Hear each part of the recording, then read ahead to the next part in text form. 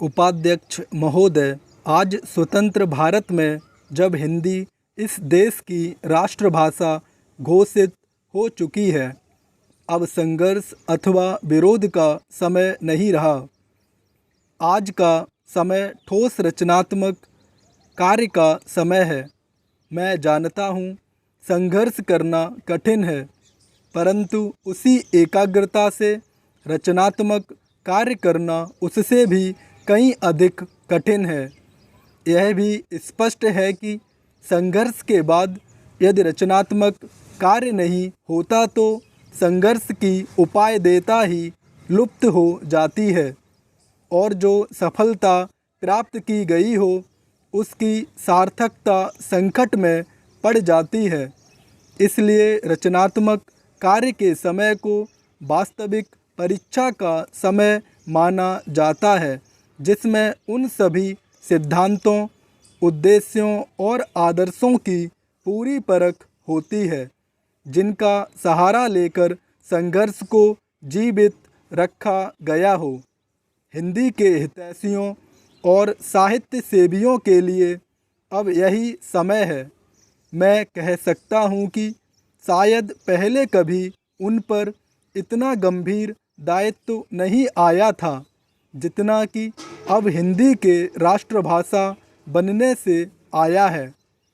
समस्त राष्ट्र ने सर्वसम्मति से हिंदी भाषा को जो मान किया है और हमारे संविधान ने उसे जो स्थान दिया है, वह हम सब के लिए एक सद्भावनापूर्ण चुनौती के समान है।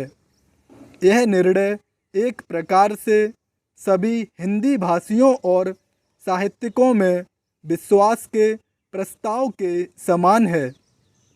इस आदर को हम कैसे निभाएं, जिससे विभिन्न प्रादेशिक भाषाओं के बोलने वाले प्रतिनिधियों द्वारा किए गए उक्त निर्णय के औचित्य को सिद्ध कर सकें।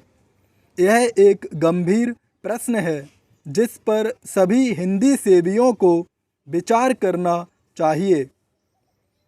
हिंदी साहित्य सम्मेलन बहुत बड़ी संस्था है जिसके निर्माण में इस देश के अनेक यशस्वी विद्वानों और देशभक्तों ने योगदान दिया है। मैं समझता हूँ कि यद्यपि सम्मेलन की स्थापना हिंदी के प्रचारार्थ हुई थी, इसे हिंदी भाषी क्षेत्रों में प्रादेशिक भाषाओं के प्रचार का कार्य भी अपने हाथ में लेना चाहिए। इससे एक ओर हिंदी और दूसरी भाषाओं में पारस्परिक आदान प्रदान बढ़ेगा और दूसरी ओर सम्मेलन का आधार भी अधिक व्यापक हो जाएगा। मेरे विचार से यह कार्य राष्ट्रीय साहित्य, हिंदी भाषा और हिंदी साहित्य सम्मेलन तीनों के हित की दृष्टि से उचित होगा। बिहार हिंदी साहित्य सम्मेलन ने, जिसके रजत जयंती समारोह के उद्घाटन के लिए आपने मुझे आमंत्रित करने की कृपा की है, 25 वर्षों से भी अधिक समय पूर्व सार्वजनिक कार्य क्षेत्र में पदार्पण किया है। इस राज्य के सभी लोग सम्मेलन की सेवाओं से भली प्रकार परिचित हैं। मैं आशा करता हूँ कि यह रजत जयंती समारोह इस राज्य के साहित्य सेवियों को और अधिक बल देगा, जिससे वे साहित्य की समृद्धि द्वारा और हिंदी तथा अहिंदी प्रदेशों के बीच पूर्ण सद्भावना का वातावरण तैयार करके इस राज्य के लोगों की ही नहीं बल्कि देश भर की सेवा करेंगे। मेरे विचार से हिंदी साहित्य की श्रीवृद्धि करके और सभी भाषा भाषियों के साथ सद्भावनापूर्ण संबंध बनाए रखकर हम अपने कर्तव्य का पालन कर सकते हैं। कम से कम इस ओर सबका ध्यान आकृष्ट हो चुका है।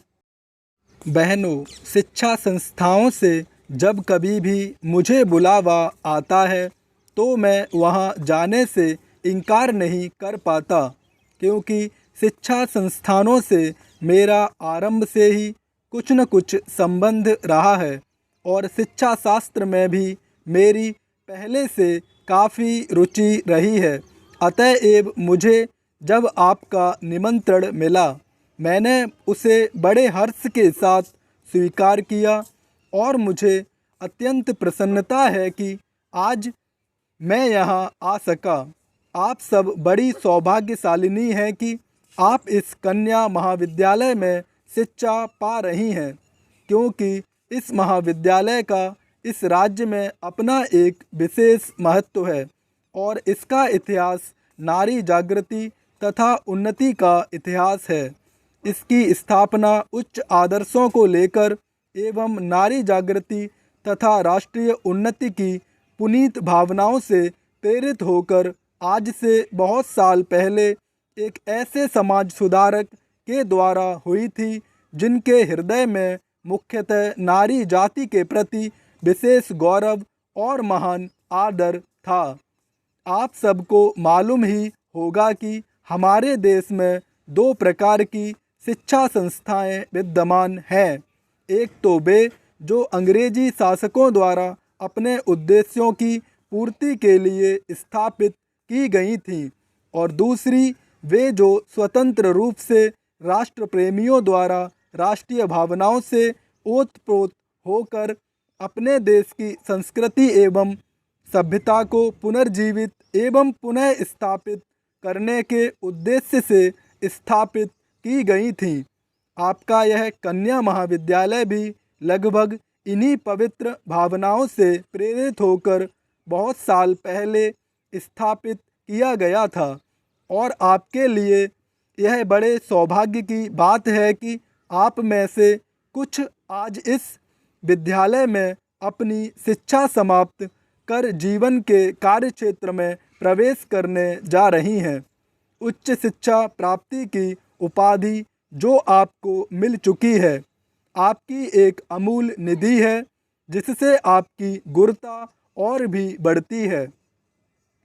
आप में से जो आज प्रमाण पत्र लेकर जा रही हैं, वे इस विद्यालय के सीमित दायरे में से निकलकर जीवन के विशाल प्रांगण में कर्मठ कार्यक्षेत्र में प्रवेश कर रही हैं। आपके कंधों पर जीवन का महत्वपूर्ण उत्तरदायित्व है और मुझे पूरा भरोसा है कि आप अपनी शिक्षा और अनुभव के बल और आधार पर उसे योग्यतापूर्वक संभाल सकने में सफल हो सकेंगी।